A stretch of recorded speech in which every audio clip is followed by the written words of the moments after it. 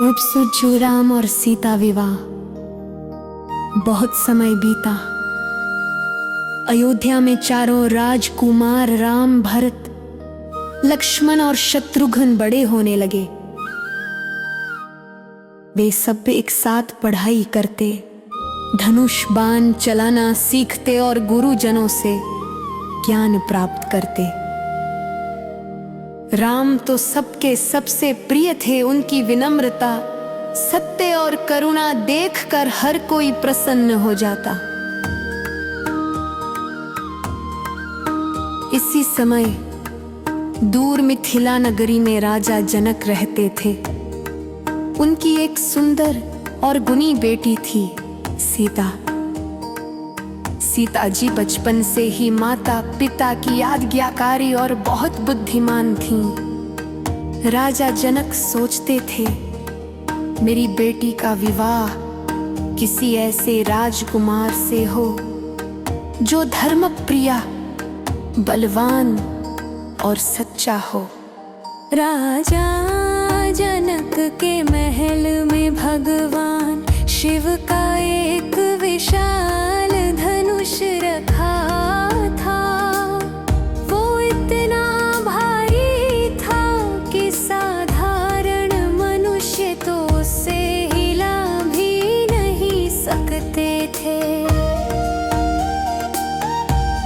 राजा जनक ने प्रण किया, जो इस धनुष को उठाकर उसकी प्रत्यंचा चढ़ा देगा, वही मेरी बेटी सीता से विवाह करेगा।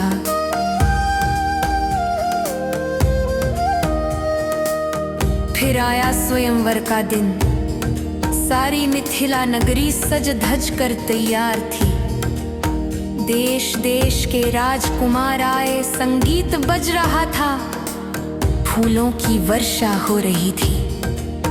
कई राजकुमारों ने कोशिश की, लेकिन कोई भी धनुष को हिला तक नहीं पाया।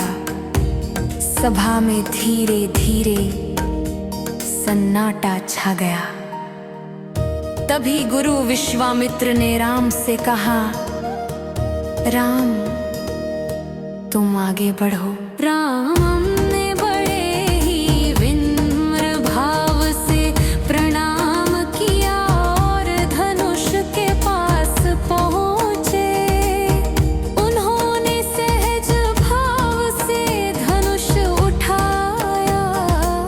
सभी की आंखें फैल गई। राम ने धनुष को मोड़ा और उसी पल धड़ाम की आवाज हुई। धनुष बीच से टूट गया। सभा तालियों और जयकारों से गूंज उठी, रामचंद्र जी की जय। सीता जी ने राम को देखा। उनकी आंखों में खुशी की चमक थी। सीता ने धीरे से फूलों की जयमाला उठाई और राम के गले में डाल दी। चारों ओर खुशियों की लहर दौड़ गई।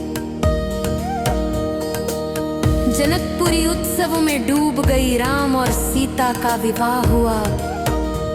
राम के साथ उनके भाइयों भरत, लक्ष्मण और शत्रुघ्न का भी विवाह जनक परिवार की बेटियों से हुआ। अयोध्या और मिथिला दोनों राज्यों में हर्ष उल्लास छा गया।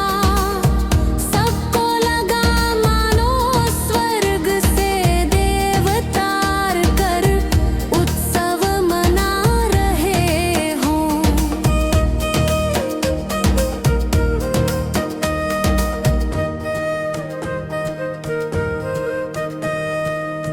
बच्चों, इस कहानी से हमें ये सीख मिलती है कि सच्चाई, शक्ति और विनम्रता से जीवन में सफलता और सच्चा साथी मिलता है। हमेशा ईमानदार और नम्र बने रहना चाहिए। इस